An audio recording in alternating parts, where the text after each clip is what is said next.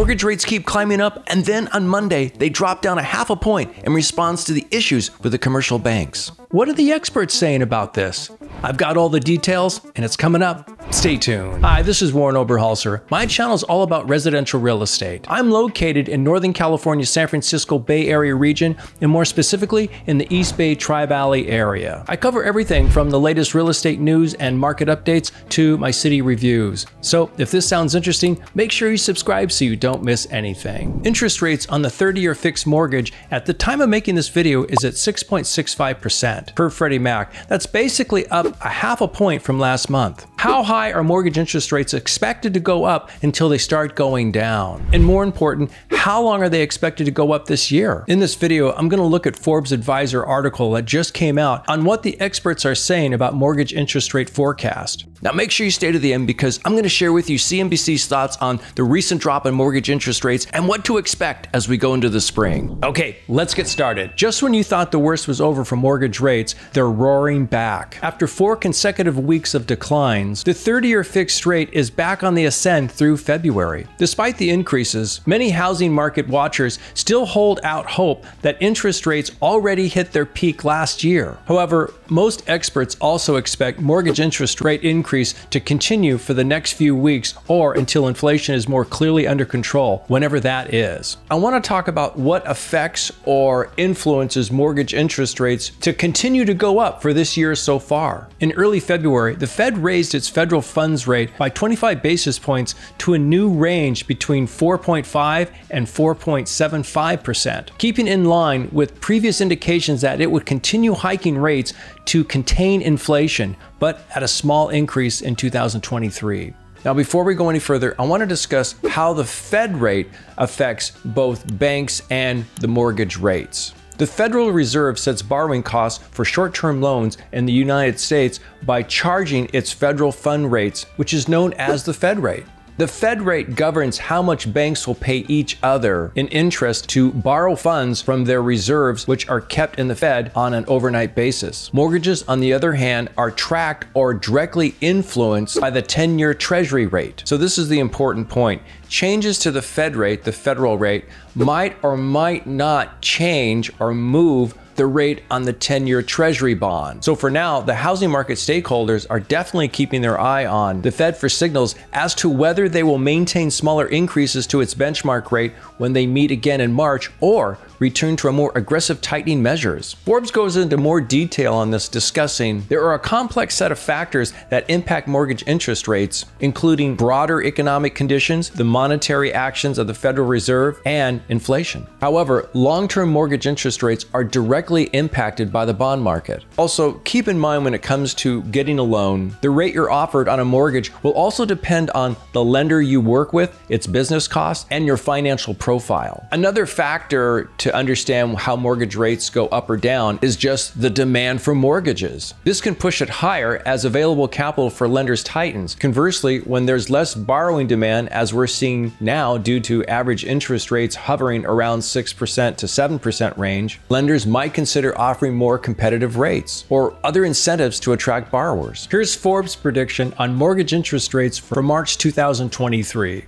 Though the average 30-year fixed-rate mortgage has cooled from last year, home shoppers remain locked out of the market due to a trifecta of high mortgage interest rates, tight inventory, and elevated home prices. Consequently, mortgage applications have slumped in the last week. After a brief revival in application activity in January, when mortgage interest rates dropped down to 6.2%, there has been 3 straight weeks of declines in applications as mortgage rates jumped 50 basis points over the past month. Data on inflation, employment, and economic activity have signaled that inflation may not be cooling as quickly as anticipated, which continues to put upward pressure on rates. Forbes reports on what other experts are predicting on the 30-year fixed-rate mortgage in the upcoming months. I'm going to start with the real estate brokerage Compass. There have been signals that mortgage interest rates may be at or near their peak, given recent encouraging news around inflation, and a corresponding drop in U.S. Treasury yields that helps set mortgage rates.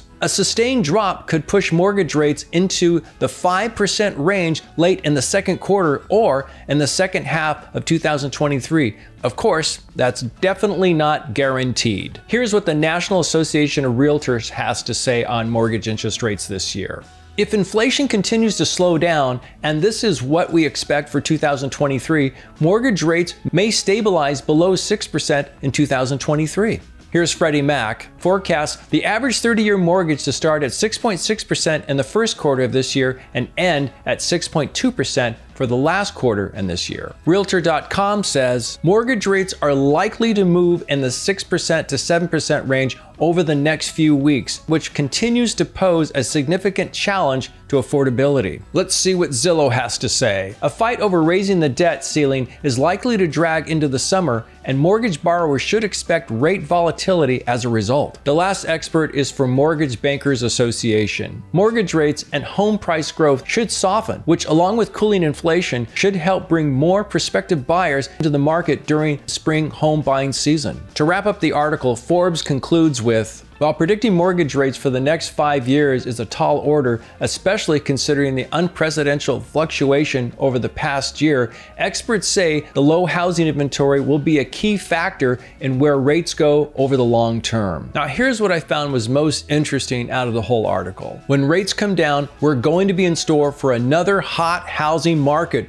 where there are more buyers than sellers jacking up prices because we haven't solved the problem of low inventory. Here's what CNBC had to say with the recent drop in mortgage interest rates. The average rate on the popular 30-year fixed mortgage dropped to 6.57% according to Mortgage News Daily. That's down from a rate of 6.76% on Friday and a recent high of 7.05% last Wednesday. Mortgage rates loosely follow the yield on the 10-year Treasury, which fell to a one-month low in response to the failures of Silicon Valley Bank and Signature Bank and the ensuing ripple through the nation's banking sector. So, what does this mean for housing in the spring? In October, rates surged over 7%, and that started the slowdown in home sales. But rates then started falling in December and were near 6% by the end of January. That caused a surprise 8% monthly jump in pending home sales. Sales of newly built homes also surged far higher than expected. While the numbers for February are not in yet, anecdotally, agents and builders have said sales took a big step back in February as rates shot higher. So, if rates continue to drop down, buyers could return again, but that's a big if. This mini bank crisis has to drive a change in the consumer behavior in order to have a lasting positive impact on rates. It's still all about inflation. Markets now have to deal with the impact of inflation on consumer fears. As recently as last week, Federal Reserve Chairman Jerome Powell told members of Congress that the latest economic data has come in stronger than expected. If the totality of the data were to indicate that the faster tightening is warranted, we would be prepared to increase the pace of rate hikes. Again, all this new information just hit Monday, so we'll have to see how this plays out.